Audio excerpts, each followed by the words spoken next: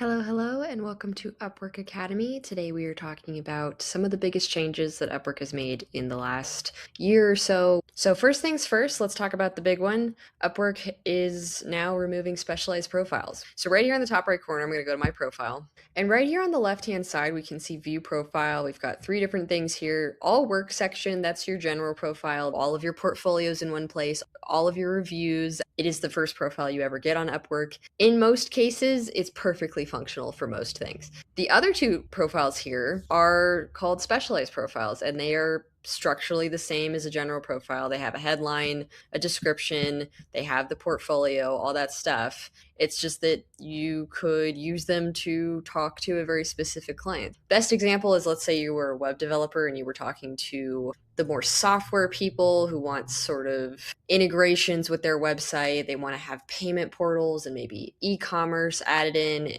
versus another client who's still wanting their website done, but they more want that graphic design element. So they want the visuals to be done a certain way, and maybe they want a presentation or the graphic design artsy side, if that makes sense. So you would have two different specialized profiles to speak to each of those kinds of clients. Upwork is, and they've described this to us in their little note about it. They've basically said here that they want to get rid of specialized profiles mostly because their polls have said that freelancers are not happy with them, mainly because there are other profiles to manage. They are also hidden in Upwork's interface. A lot of people don't even know that they exist. And so it's not surprising to me that Upwork, now realizing that they're not really pushing them well enough and that people haven't really embraced them the way they expected. If you're interested in keeping up to date with what's going on and how my advice changes over time, I have a free school group in my description. So if you want to see updates on what Upwork's doing, all that stuff, I have that in the description for you. Now, let's talk about some other things that Upwork has done in the last year or so that are relevant to us and that have stuck around, because this is the important bit, is that they have actually been introduced, they've been rolled out on the platform, and that they've actually stuck. Upwork has a tendency to try things with little batches of freelancers, see if they stick, and then either keep them on the docket or completely remove them altogether. And so it is interesting to just see that play out oftentimes. But one of the ones that has been added is what's called the project catalog here. So this guy right here, this is something that you'll get more access to as you use Upwork, as you get a little more experience. To be honest, it's basically Upwork trying to be Fiverr. So they are trying to add gigs, which on Fiverr are just a way to have a client order something from you on their own. So you'll have a gig that says, for me, for example, let's say I wanted to do a portrait gig, I would have the levels of purchasing be at, here's the headshot, so it's only from here up. If we want to do a full body on that character, then it would be extra on top of that. If it's going to be color, then it's going to be added. If you want it in a certain time frame, all that stuff is going to make it so it's added add-ons for the gig, and then they pay for it all at once, and then you do and deliver the work. This is part of Upwork. It has been for a little while now. This is not really something that Upwork clients are really used to using, and so it hasn't really landed super well.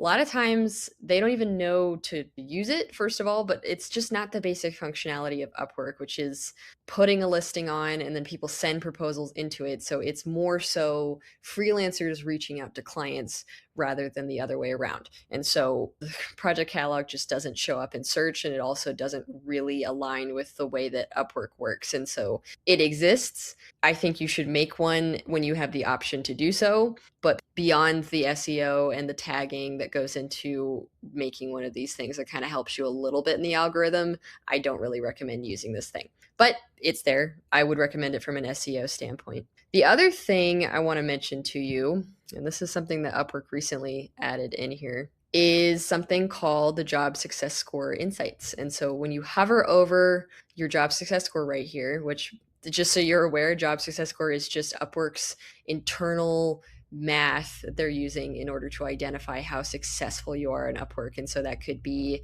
how expensive the certain kind of contract was. So if it's a less expensive contract, they're going to weigh that a little less heavily than a slightly more impactful budget, for example.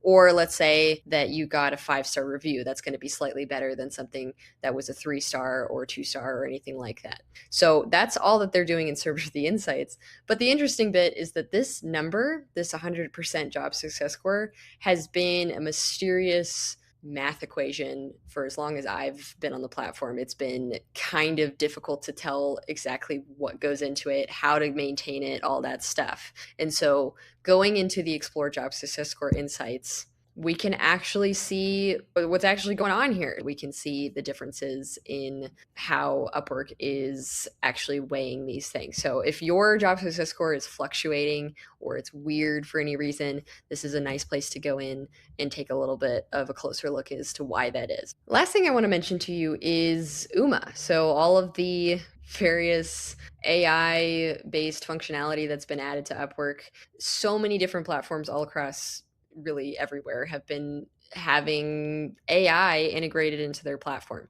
And so Uma is Upwork's version of an AI chatbot. It's essentially there to help you with your proposals and all of these other things. It's pretty basic at this point. I wouldn't call it anything particularly. It does help you to write things that are a little bit more relevant to the actual job listing. So it makes sure that you're not just putting something fairly generic, but actually tailoring it specifically to that client. So it will help you with that kind of thing. But I wouldn't recommend using it for most stuff because we want to make sure that our proposals, our descriptions, everything is as human as we possibly can make it, because we're talking to other humans, right? We want to use tagging to actually talk to the algorithm, but then the rest of it, all the things that we do should be talking specifically to the clients that actually land on our profile.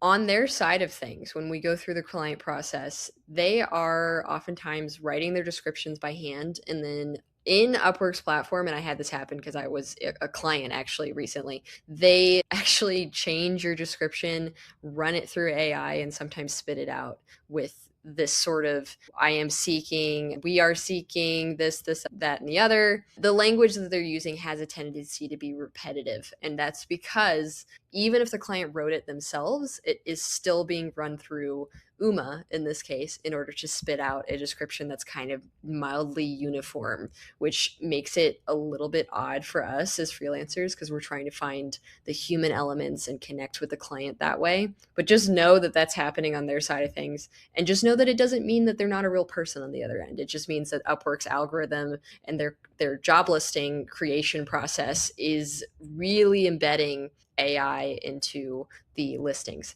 And so we're seeing a little bit of that in the language that's being posted on here. So don't worry about that. It's just something to be aware of. So I want to talk a little bit about boosting, which has been not new to Up by any means, but it is something that has shifted and changed the platform pretty significantly. So boosting right here is basically adding extra connects on top of the connects that you already add into a particular proposal you're sending in, on top of it, in order to get into the very first place or second place or third place in the client's view. So I do not recommend boosting. I don't want you to send any extra connects on top of what you already are, because we want to use filters in order to avoid sending proposals in that are so competitive. I talk a little bit about filters in other videos, so definitely go check those out. But we want to make sure that we're not sending into job listings that are so competitive that we have zero chance of actually being seen by the client. So that's the way around boosting.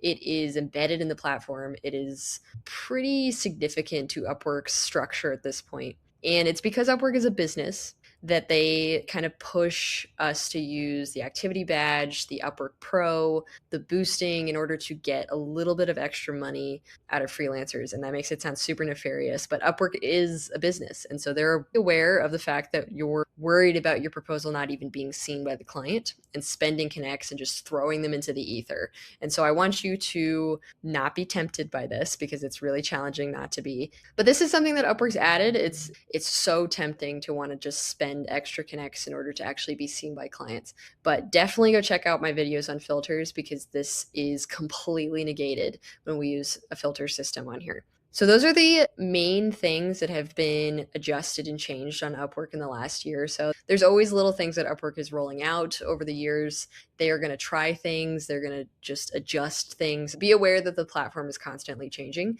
but the main structure of Upwork, the way that Upwork functions, is very unlikely to change because it's the way that they've branded themselves that it works. And so don't worry about that. So just know that the main things that I teach on here are always going to be relevant.